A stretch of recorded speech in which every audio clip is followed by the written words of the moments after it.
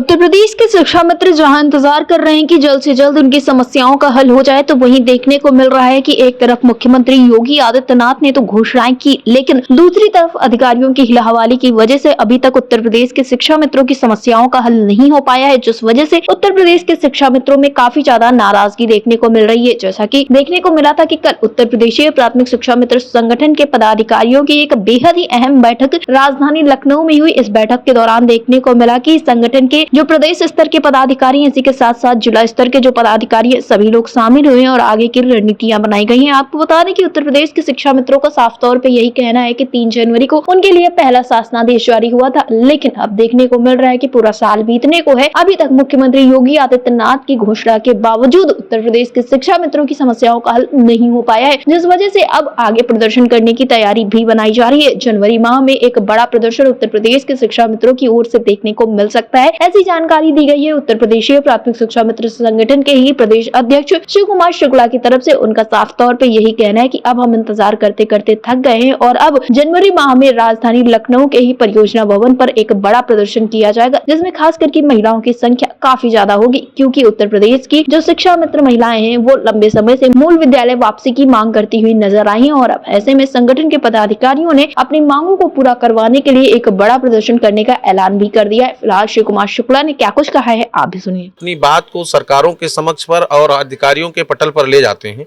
और उसका ये नहीं था कि हम फिर जहां जहां हम संघर्ष किए उस पर हमारा कहीं ना कहीं हम लोग बहुत आगे बढ़े। हमारी बैठकें हुई, मंत्री के साथ बैठक हुई, मुख्यमंत्री के साथ बैठक हुई, सब आप लोगों से संज्ञानित है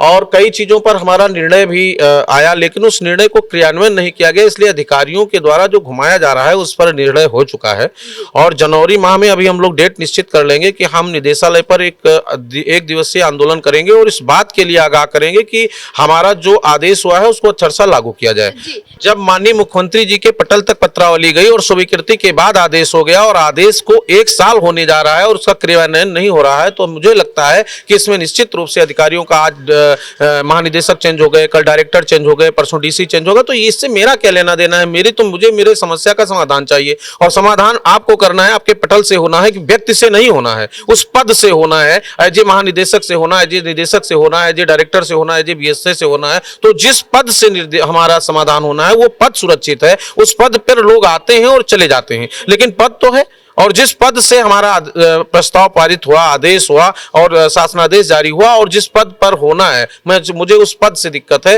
तो मैं अधिकारियों से अभी भी एक बार मुलाकात करूंगा और अल्टीमेटम कल ही जाएगा, नोटिस होगा और जनवरी माह में धरना होगा और उस धरने में महिलाओं की बहुत बड़ी समस्या, उनकी तादाद अच्छी होगी, हमारे लोग होंगे इन तमाम बिंदुओं पर। और अगली रणनीति क्या हो कि जिससे शिक्षा मित्रों की आर्थिक समस्या का समाधान हो, जो हमारा मूल है। घोषणाएं होती हैं लेकिन उस पर अमल नहीं होता। घोषणाओं से शिक्षा मित्रों का अब काम चलने वाला नहीं है और सारी जितनी भी जिम्मेदारी की ड्यूटी है आप हमसे लेंगे। SIR करा रहे हैं, अभी कल की घटना है। SIR में एक खंड शिक्षा अधिकारी जाकर के गोंडा में रियाज अहमद जी हैं, उन्होंने हमारे नान बच्चा सोनकर जी शिक्षा मित्र हैं और उनको फटकार लगा दिया। SIR में थोड़ा काम स्लो था, वो मोबाइल कम चला पा रहे थे या काम का बोझ ज्यादा है। एक आदमी को 12-12, 15-1500 SIR करना है, अकेले फॉर्म बांटना है, गणना पत्र बांटेगा, फिर आवंटित करेगा, फिर उसको स्कैन करेगा, ऑनलाइन करेगा, कितना कर पाएगा। और उन्होंने डांट दिया, उसको ब्रेन हेमरेज हो गया, वो जिंदगी और मौत से ट्रामा सेंटर के ICU में लड़ रहा है। ऐसे अधिकारियों के खिलाफ कार्रवाई नहीं हो रही है। दूसरा आदेश महानिदेशक ने फिर जारी कर दिया, जिसका मैं पुरजोर विरोध करूंगा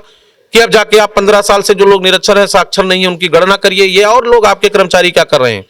और लोग कहां गए जिनको जो आप समूह घाम में काम कर रहे हैं, वो लोग सब कहाँ काम कर रहे हैं। केवल शिक्षा मित्र अनुदेशक स्कूल में बचा है, केवल शिक्षा मित्र आंगनबाड़ी बचा है, जिसको आप शिक्षा मित्र एक उनका वो हो गया है कि जहां कोई न जाए वहां शिक्षा मित्रों को लगा दीजिए, काम हो जाएगा। अगर हमारे ऊपर इतना भरोसा है कि हम आपका सारा काम कर सकते हैं, तो हमारी समस्याओं का भी तो समाधान होना चाहिए। वो आपके पटल पर ही लंबित है, आप उसको नहीं कर रहे। तो इन तमाम चीजों को लेकर के आज हमारा पूरा प्रदेश पदाधिकारी, जिले के लोग और सब लोग लगे हैं और इस पर हम लोगों को घोर नाराजगी है कि हमारा आदेश ना करते हुए और एक नित नया आदेश हमारे ऊपर थोपा जा रहा है। ये पूरी तरह से हम शिक्षा मित्रों के लिए विपरीत दिशा में काम हो रहा है, इस पर लगाम लगना चाहिए, अन्यथा आंदोलन तो निश्चित है।